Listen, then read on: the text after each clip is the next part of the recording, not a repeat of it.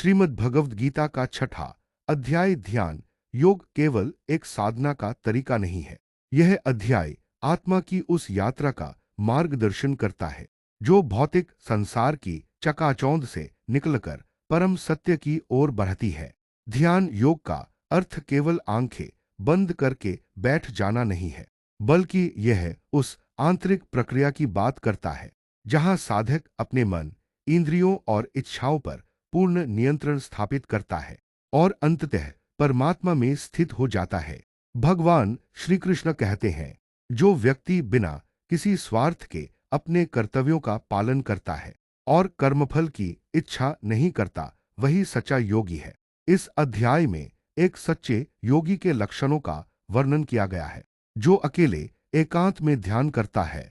इस अध्याय का सार यही है: ध्यान के माध्यम से मन को स्थिर करना, साधना के द्वारा आत्मा को शुद्ध करना और भक्ति के द्वारा परमात्मा में लीन हो जाना। श्रीमद् भगवद गीता का छठा अध्याय ध्यान योग कहलाता है।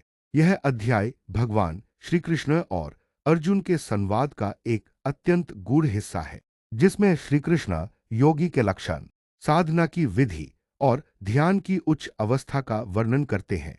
इसमें बताया गया है कि एक सच्चा योगी कौन है, कैसे साधना करनी चाहिए और ध्यान द्वारा आत्मा की अनुभूति कैसे संभव है।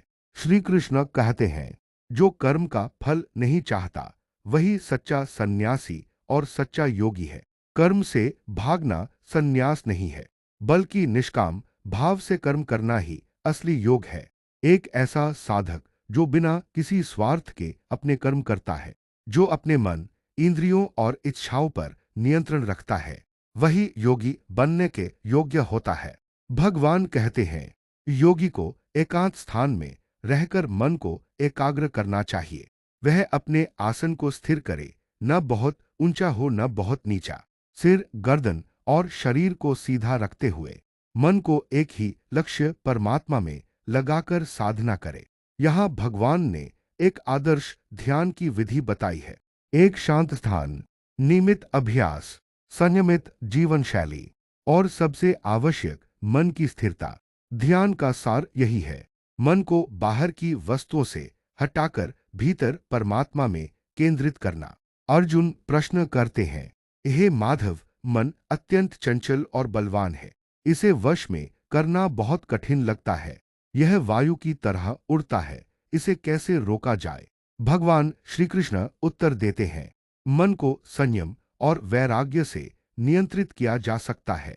यह कठिन अवश्य है, लेकिन अभ्यास और संकल्प से संभव है।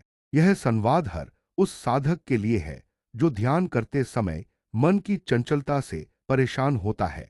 श्री कृष्ण स्पष्ट कहते हैं, अभ्यास और वैराग्य ही उपाय हैं।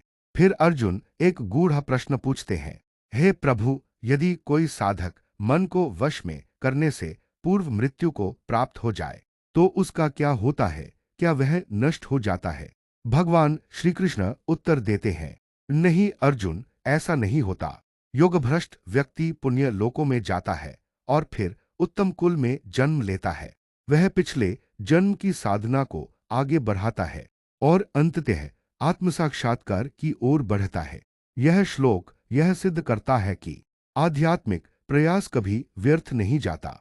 हर साधना, हर प्रयास आत्मा की यात्रा का एक भाग है।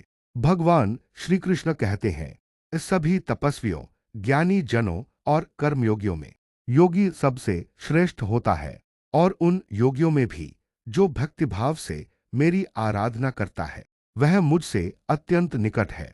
यहाँ भगवान एक निर्णायक वचन देते हैं कि भक्ति से जुड़ा योग सबसे श्रेष्ठ है। जिसका मन, बुद्धि और आत्मा श्री कृष्ण में स्थित है, वही सर्वोच्च योगी है। इस अध्याय का सार है, ध्यान, साधना और आत्मसंयम ही आत्मा की ऊंचाई तक पहुंचने के मार्ग हैं। जो साधक मन, इंद्रियों और इच्छाओं पर नियंत्रण रखता है, वह भीतर की शांति और ब्रह्म के साक्षात्कार को प्राप्त करता है। आज की भागदौड़ भरी दुनिया में जब बाहर का शोर और भीतर का द्वंद्व बढ़ता जा रहा है, तब ध्यान योग का यह मार्ग हमें आत्मिक संतुलन और शांति प्रदान कर सकता है। तो दोस्तों, श्रीमद् भगवद गीता का यह छठा अध्याय हमें आत्मा से जुड़ने, ध्यान के महत्व को समझने और जीवन के उच्चतम लक्ष्य मोक्ष की ओर बढ़ने की प्रेरणा देता है। यदि यह वीडियो आपको ज्ञानवर्धक लगा हो तो इसे लाइक करें, अपने मित्रों और परिवार के साथ शेयर करें और हमारे चैनल को जरूर सब्सक्राइब करें ताकि आप श्रीमद् भगवद गीता के अन्य अध्यायों का गहन ज्ञान भी प्राप्त कर सके। योगस्थ है कुरु कर्माणि, मन को स्थिर करो, ध्यान करो और स्वयं में स्थित हो जाओ। धन्यवाद। जय श्री कृष्णा।